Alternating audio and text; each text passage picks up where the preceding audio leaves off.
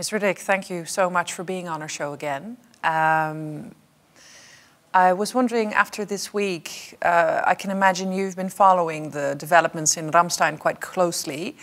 What's your reaction? Hello, thank you so much for having me again. Well, of course, there is a disappointment from our side that we did not get the tanks. However, aside of the tanks, there was a pretty big package of military support that we are still receiving, so this is a good one. The question about tanks is both practical and emotional.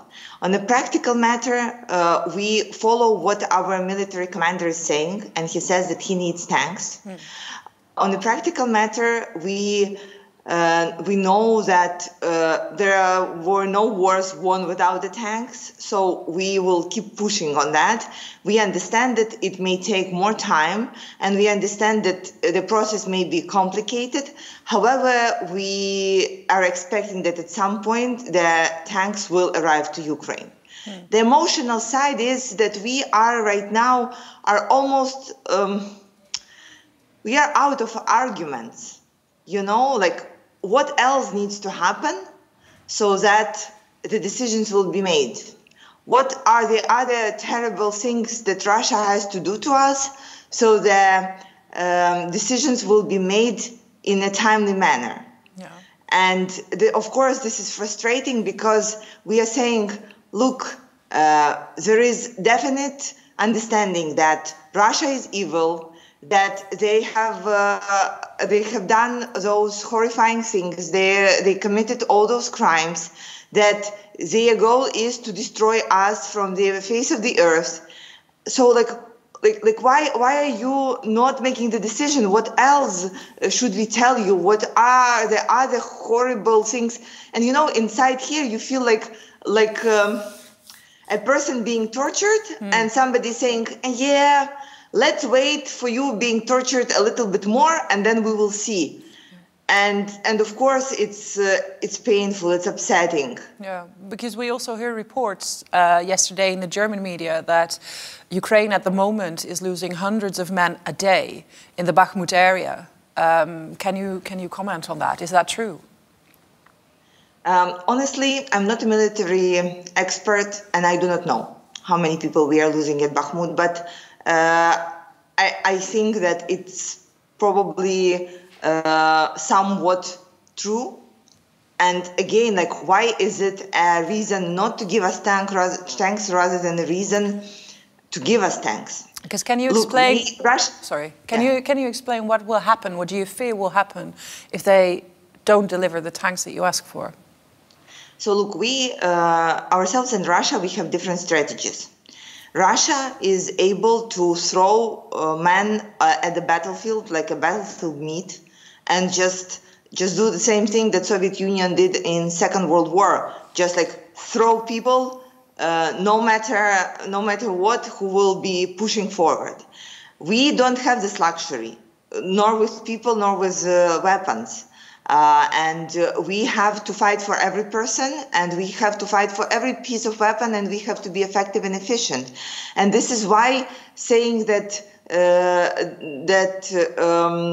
like more than 100 men are dying every day in the battlefield, it is something that we actually cannot afford. And you see, Russia did not have a major win at the battlefield since I think before Kherson. Yeah. And what they were doing after that, where they were just terrorizing us with the air raid attacks.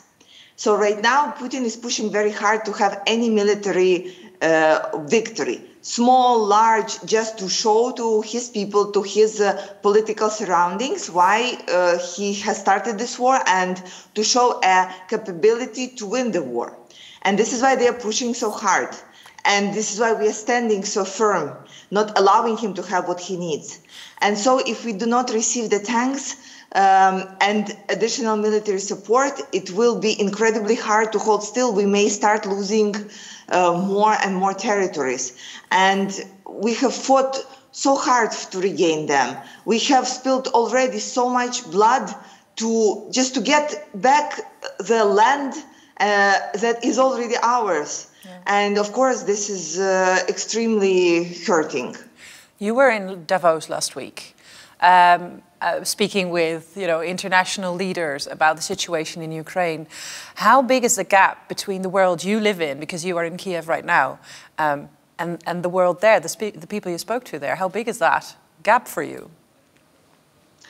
You know, the gap is big not only with Kiev and Davos. The gap is big with Kiev and Warsaw, Kiev and Hague, Kiev and London, because here you live under constant threat of being killed by missile, by like any other terror attack. And here we calculate every single moment as a gift, and we are concentrated on the war so much because it's a part of our everyday routine. You know, last week Charles Michel, head of European Council, visited Ukrainian Parliament, and we had an honor to greet him. So, and he said that he is so proud that European Council made the decision to supply Ukraine with weapons at the very beginning of the full-scale invasion, just in 3 days. So one of my parliamentary colleagues who were sitting right next to me, after he heard that, he turned his head to me and said, "I remember those 3 days. My family and I were sitting in the bomb shelter for 3 days under the constant shelling and waiting for this decision to be made."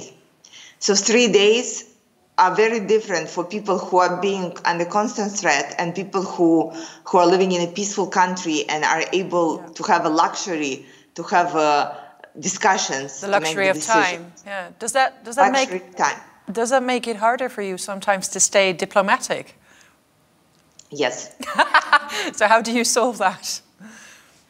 I'm getting very emotional. I'm telling what I think, and then I am saying, I apologize. It's just my country is at war. Yeah. People usually understand. Yeah. However, it's extremely hard when people say, well, we need 2 weeks. You know, 2 weeks, if you calculate with the amounts that German intelligence said, like 2 weeks would mean thousands of lives lost. Yeah. And you see, Russians, they are open that they are sending their prisoners to the war. We are sending our best people. Yeah. Literally, our best are on the job, and they are being killed every single day. They are dying every single day, and you just cannot process that. You know, for the last week, I've been to 4 funerals of young men who died at war. And yesterday I've been to funeral of our Minister of Internal Affairs who died as a terrible crash of helicopter. And every single time when you are standing there thinking about life and death, you are thinking, but how do we make it stop? What needs to happen, how hard we should push so it will stop. Yeah. Like, when it's going to end? Would we have enough men until it ends? Yeah, I understand. For now, it seems you have to wait even longer. We will talk about that in the show. But for now, I want to thank you so much for being on our show. Thank you, Kira Rudik. Thank you, and glory to Ukraine. Bedankt voor het kijken. Vond je dit een goed gesprek? Vergeet je dan niet te abonneren. Een like of reactie achterlaten kan natuurlijk ook. Of bekijk een van de andere interviews op dit kanaal.